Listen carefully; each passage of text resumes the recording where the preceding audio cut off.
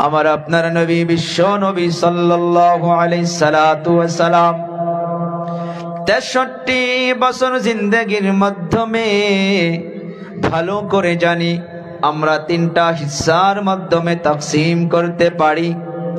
ক্বাবলান নবুওয়া, ক্বাবলাল হিজরা, বাদাল হিজরা, তিনটা হিস্সার মাধ্যমে তাকসীম করেন। এইটা মেন কথা যে আমার নবী আউয়াল আখির। ও বাবারা, বন্ধুরা, দুনিয়ার মাধ্যমে আমার আপনার নবীর জিন্দেগিতে তিনটা ভাগে ভাগ করেন। 40 বছর জিন্দেগি, এই 40 বছর জিন্দেগির মাধ্যমে নবীকে আমিন বলে ডাকতো, সাদিক বলে ডাকতো, আমানতদার বলে ডাকতো। সবাই নবীকে মোহাব্বত করত, সবাই নবীকে ইতাআত করত, সবাই নবীকে ভালোবাসতো।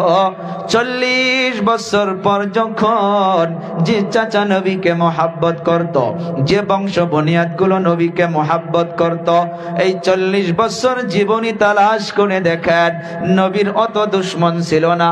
নবীকে কেউ মারতেও যায় নাই, নবীকে কাটতেও যায় নাই।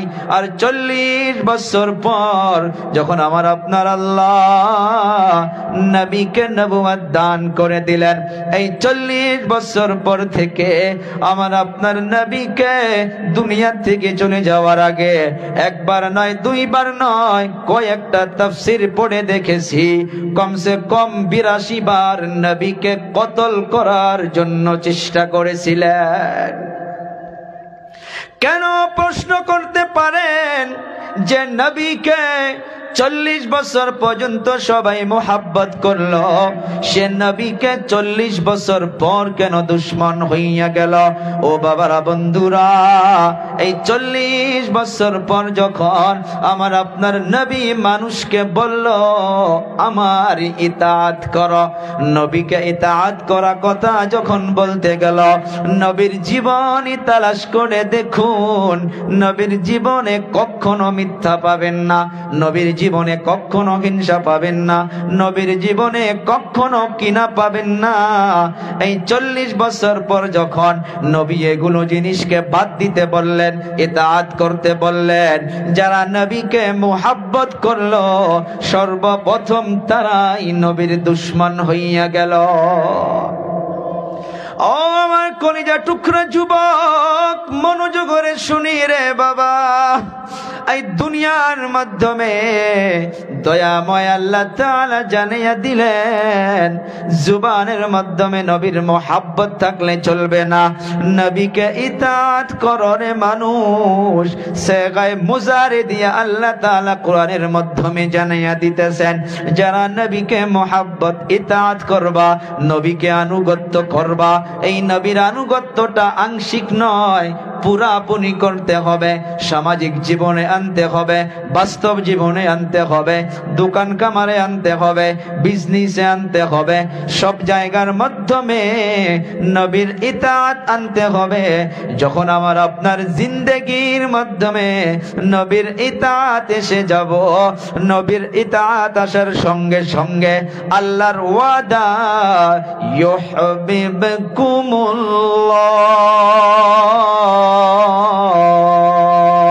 কোনো টেনশন হবে না, চিন্তা হবে না। আমি সর্বপ্রথম নবীর ইতাআতের জন্য দুনিয়ার জমিনে আমার বান্দা বান্দি দিগকে আমি দয়াময় আল্লাহ আমি মোহাব্বত করা শুরু করে দিব। সুবহানাল্লাহ। দয়াময় আল্লাহ তাআলা বলেন, ও আমার কলিজা টুকরা যুবক, আল্লাহ বলতেছে রে বান্দা, আমি মোহাব্বত করে এমনি ছেড়ে দিব না। ভালো করে আগের শব্দের দিকে লক্ষ্য করুন, ইউহিব্বুকুমুল্লাহ ওয়া ইয়াগফির লাকুম যুনুবাকুম, আল্লাহ তাআলা মাফ করে দিবে, প্রেজেন্ট ফিউচার এখনো আনেওয়ালা সময়ও মাফ করবে। আল্লাহ তাআলা নবীকে ইতাআত করার জন্য 2 নাম্বার পুরস্কার দিতেছে, ওয়ায়াগফির লাকুম, আমি তোমাদিগকে মাফ করব। কতটা গুনাহ মাফ করব? যামবুন 1 বছর, যুনুব বহু বছর। দয়াময় আল্লাহ বলেন, ওয়ায়াগফির লাকুম যুনুবাকুম। ও বান্দা বান্দে, দুনিয়ার জমিনে তুমি যুবক হইতে পারো, তুমি মুরব্বী হইতে পারো, তুমি দাদা হইতে পারো, তুমি মা হইতে পারো, তুমি বোন হইতে পারো। নবীকে যখন ইতাআত শুরু করে দিবা, আমি দয়াময় আল্লাহ সর্বপ্রথম তোমাকে মহব্বত করব রে বান্দা। মহব্বত করে এমনি ছেড়ে দিব না, ছেড়ে দিব না। 2 নাম্বার পুরস্কারটা আমি আল্লাহ তাআলা বলতেছি, তোমার জীবনের একটা গুনাহ নয়, 2টা গুনাহ নয়, তোমার জীবনের সব কিছু গুনাহ খাতা নবীকে ইতাআত করার জন্য আমি দয়াময় আল্লাহ সব কিছুই মাফ করে দিব। সুবহানাল্লাহ বলে। ও বাবারা, বন্ধুরা, কারা কারা নবীকে ইতাআত করব দেখি হাতটা উঁচু করে দেখায়। নারে তাকবীর, আর জোরে নারে তাকবীর। ও ভাইরা বন্ধুরা, ওয়াদা করলাম আল্লাহর সঙ্গে, এখন চলুন। নবীর জীবনে হিংসা আসেনি? কথা কোন আছে? আমার জীবনে জোরে বলি, ইতাআত হইল? কথা কয় না। ইতাআত হইল না, যার জন্য আল্লাহর মুহাব্বত ভালো করে পাই না। কারণ দয়াময় আল্লাহ তাআলার ওয়াদা, নবীকে আংশিক ইতাআত করলে চলবে না রে বাবা, নবীকে পুরোপুরি ইতাআত করতে হবে। আমি চিন্তা করে দেখেছি, আমি যে আজকে পেরেশান। একটা ফ্যামিলির মাধ্যমে আপন 2 ভাই, আপন 3 ভাই, 1 বছর নয়, 2 বছর নয়, 3 4 বছর পর্যন্ত কথা বন্ধ হইয়াছে। কথা কয় না? এদিকে নাই। নবীকে ইতাআত করতে গেলে শুনুন, দয়ার নবী বলে গেল, রে আমার উম্মত, দুনিয়ার জমিনে কেউ যদি আপন ভাই হইতে পারো বা মুসলমান ভাই হইতে পারো, 3 দিন পর্যন্ত যদি কথা বন্ধ করে রাখো, কে নামাজের কথা বলবো না, রোজার কথা বলবো না, যাকাতের কথা বলবো না রে বাবারা বন্ধুরা, অন্তর দিয়া বলে যাই রে ভাই, আজকে থেকে যদি দিলটা আল্লাহর দিকে রুজু করে দিয়া অন্তরটা সবার জন্য যদি খোলা করে দেই, দেখবেন আপনার অন্তর পাতল হইয়া যাবে। নামাজ পড়তে ইচ্ছা করবে, কোরআন পড়তে ইচ্ছা করবে, নেক কাম করতে ইচ্ছা করবে। কিন্তু না না না, যতক্ষণ পর্যন্ত দিলের ভিতরে হিংসা কিনা রাখবো, দিলের ভিতরে গুসা রাখবো, ততক্ষণ পর্যন্ত নবীর ইতাআত হবে না। আর নবীর ইতাআত যতক্ষণ পর্যন্ত হবে না, এই দুনিয়ার জমিনে আল্লাহ তাআলার মুহাব্বত কখনো পাওয়া যাবে না। দলিল কোরআন। ও আমার কলিজা টুকরা যুবক, দয়ার নবী বলে যায়, দুনিয়ার মাধ্যমে যারা 3 দিন পর্যন্ত কথা বন্ধ করে রাখো, 3 দিন পর্যন্ত শোনো রে আমার উম্মত, কিয়ামতের ময়দানে সব হাহাকার হবে। ভাই ভাইকে চিনবে না, সন্তান মাকে চিনবে না, বাবার স্বামী স্ত্রীকে চিনবে না, স্ত্রী স্বামীকে চিনবে না। সেই সময়ের দিকে লক্ষ্য করে দেখুন, ওই দিন নবী বলতেছে, রে আমার উম্মত, কোন আমার উম্মত যদি 3 দিন পর্যন্ত কারো সঙ্গেই যদি কথা বন্ধ করে রাখো, কথা বন্ধ করে রাখো, আর এমন অবস্থায় যদি দুনিয়া থেকে চলে যাও, তুমি নামাজি হইতে পারো, তুমি হাজি হইতে পারো, তুমি জুব্বা পরে ঘুরতে পারো, তুমি মসজিদে 5 ওয়াক্ত নামাজ পড়তে পারো, তুমি তাহাজ্জুদ গুজার হইতে পারো, তুমি 10-12 হজ করতে পারো, 3 দিন পর্যন্ত যদি কারো সঙ্গে কথা বন্ধ করে দুনিয়া থেকে বিদায় হইয়া যাও, আমি নবী হইয়া নিজে বলতাছি, আমার সম্মুখ দিয়া যদি জাহান্নামেও চলে যাও, আমি নবী হইয়া তোমার জন্য সুপারিশ করতে পারবো না। এই আমার বাবা, দুনিয়া তো আমি আপনি মনে করেছি যে টুপি পরলাম, নামাজ পড়লাম, জান্নাতটা মামার বাড়ির সম্পদ হইয়া গেল। চিন্তা করে দেখি না রে বাবা, না। ইবাদত করলেই যে জান্নাত পাওয়া যাবে, না না। পারিবারিক জীবনকে দেখতে হবে, সামাজিক জীবনকে দেখতে হবে, সব কিছুই মিলেই তো হইতেছে ইসলাম। শুধু নামাজের নাম শুধু ইসলাম নয়। অন্তর দিয়া বলে যাইতেছি রে বাবারা, বন্ধুরা, কত দুঃখজনক কথা।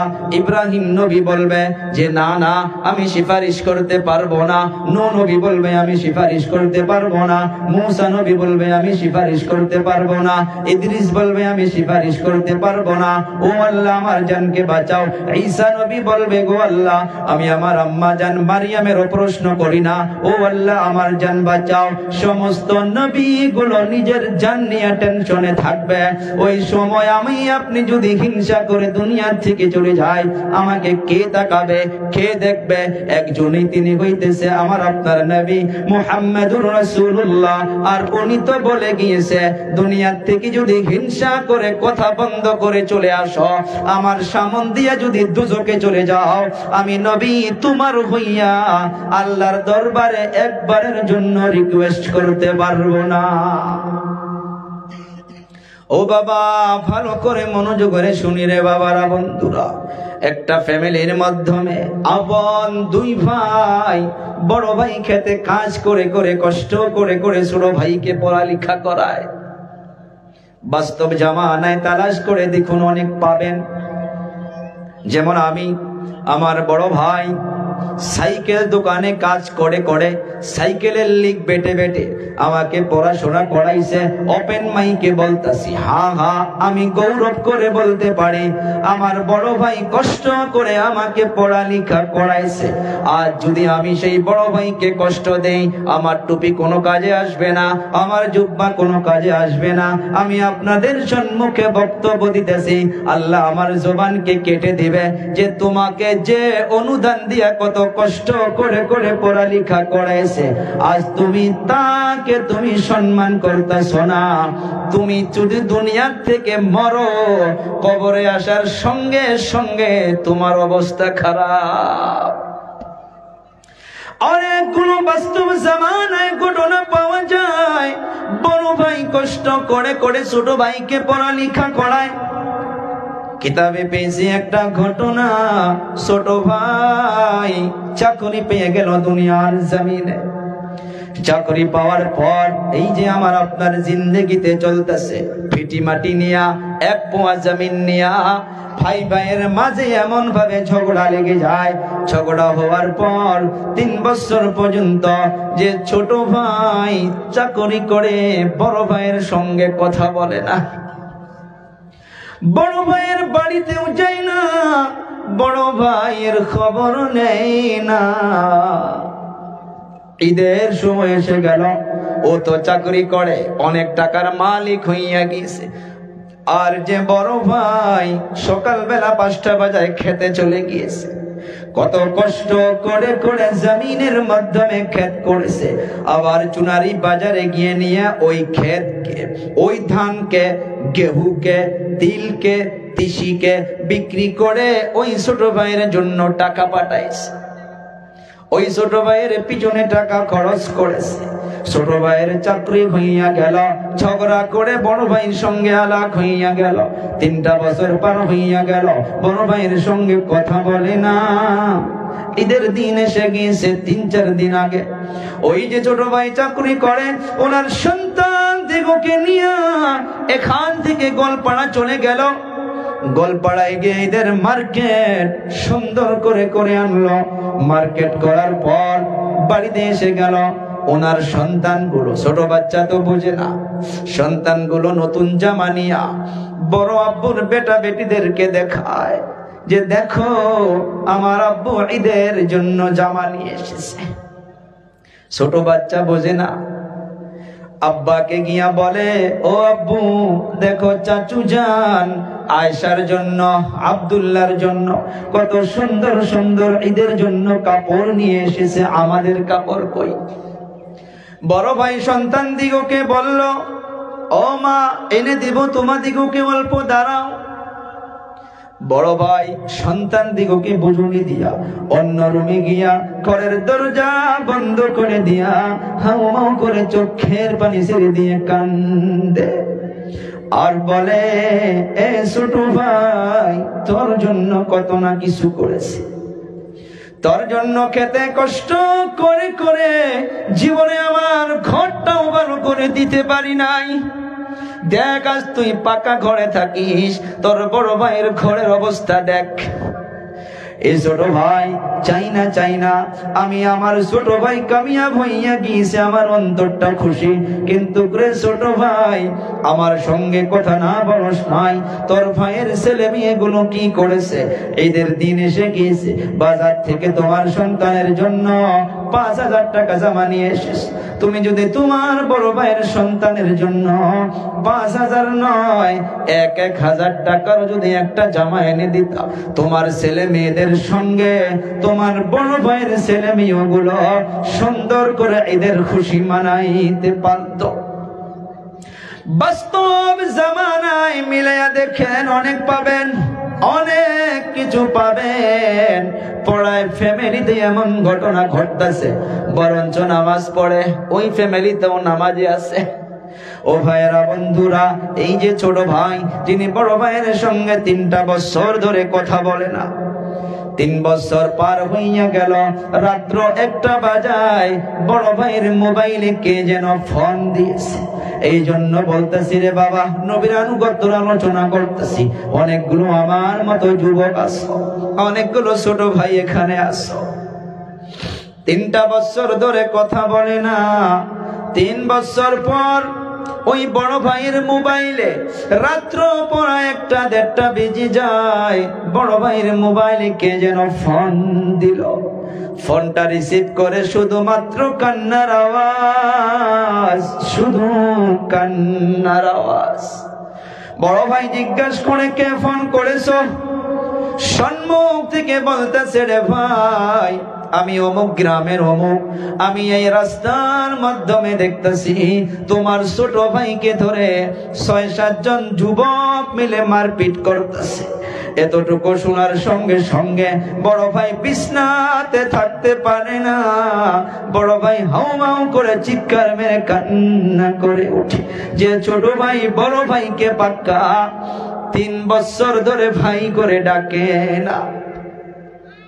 বড় ভাই চিৎকার মেরে উঠলো। বুড়ি আম্মা জান জিজ্ঞেস করে, রে বাবা কি হয়েছে? বলে, ও মা, আমার ছোটকে কে যেন রাস্তায় ধরে মারপিট করতেছে গো মা। বড় ভাই ওই আম্মা জানকে বলে, রাত্রের অন্ধকারে দৌড়ায় দৌড়ায়, কিতাবের পৃষ্ঠায় লিখিছে, দৌড়াইতে দৌড়াইতে রাস্তার মাধ্যমে পড়ে যায়, আবার উঠে দৌড়ায়। যাইতে যাইতে যাইতে যাইতে দেখে অনেকগুলো যুবক আপন ছোট ভাইকে ধরে মারপিট করতেছে।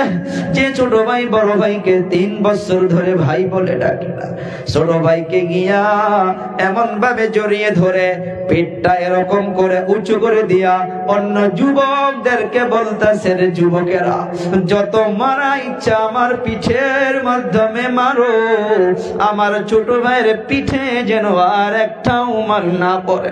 এই ছোট ভাইকে মানুষ বানাইতে গিয়া আমি কত কষ্ট করেছি, আমি কত সকাল বেলা বেলা ঠান্ডার সিজনে গিয়া কত ক্ষেতের মাধ্যমে কাজ করেছি, কত বাজারে গিয়া গিয়া আমি ছোট ভাইয়ের জন্য পয়সা জমা করে করে পড়াইছি। আমার ছোট ভাইয়ের পিঠে যেন আর একটা পিটনাও না পড়ে, যত মার দেওয়ার ইচ্ছা আমার পিঠের মাধ্যমে দাও। বোঝে না আজকের জামানার ছোট ভাইগুলো, বোঝে না। দুনিয়ার মাধ্যমে আমরা মনে করেছি এমনি বড় হইয়া গেলাম, এমনি আমরা পাওয়ারওয়ালা হইয়া গেলাম। না রে বাবা না, সেই জন্য নবী বলে গিয়েছে, আমাকে আনুগত্য করো। আমার আপনার নবী কাউকে হিংসা করে নাই। এই কথাটা চিন্তা করে দেখি, নবী যদি সিফারিশ না করে রে বাবা, ওই জান্নাতে আমি আপনি কখনো কখনো যাইতে পারবো না। ও ভাইরা, বন্ধুরা, আয়াতের ভিতরে ওয়া ইয়াগফির লাকুম যুনুবাকুম। এইটা প্রেজেন্ট, ফিউচার, সেগায়ে মোজারে, বর্তমান, ভবিষ্যৎ। এই বসে বসে এখনই যদি নবীর আনুগত্য করি, এখনই আল্লাহ মাফ করে দিবে, কোরআনের ওয়াদা। এখনই মাফ করবে আল্লাহ, কিন্তু দিলটা কেউ জানে না। সবারে দিলের খবর একজনই জানে, তিনি হইতেছেন আমার আপনার। জোরে বলি, কে জানে? আল্লাহ কোরআনে জানান, ইন্নাল্লাহা আলিমুম বিযাতিস সুদূর। দয়াময় আল্লাহ তাআলা বলতেছে, নিশ্চয় নিশ্চয় আমি আল্লাহ সমস্ত মানুষের অন্তরের খবর কে জানি। আল্লাহ তাআলা বলেন, ওয়াগফির লাকুম যুনুবাকুম। আমি তোমাদের জীবনের একটা গুনাহ নয়, দুটা গুনাহ নয়, নবীকে যদি আনুগত্য করতে যাও, তাহলে আমি আল্লাহ তাআলা এই নবীর আনুগত্যের জরিয়া করে তোমার জীবনের যত বড় গুনাহ হোক না কেন, আমি সব গুনাহ খাতাগুলোকে মাফ করে দিব। আল্লাহ তাআলা আগে বলেন, ওয়াল্লাহু গফুরুর রহিম।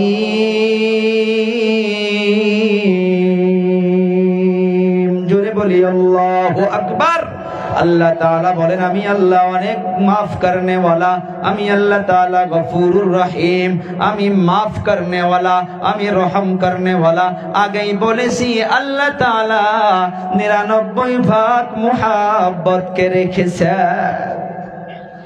নবীকে মুহাব্বত করতো, নবীকে আনুগত্য করতো সাহাবা কেরাম। দেখুন 6 মাস আগে, হিজরতের 6 মাস আগে আমার আপনার নবীকে, ওই যে বললাম, যখন 40 বছর পর নবী বলল, এইটা করা যাবে না, এরকম করা যাবে না, হিংসা করা যাবে না, কিনা করা যাবে না, বুকস রাখা যাবে না, কাউকে খারাপ নজরে দেখা যাবে না, কারো পিছনে গীবত করা যাবে না। এগুলো কথা যখন মানুষের সম্মুখে তুলে ধরলো, এগুলো কথা বলার পরে আমার নবীর তারা দুশ্মন হইয়া গেল।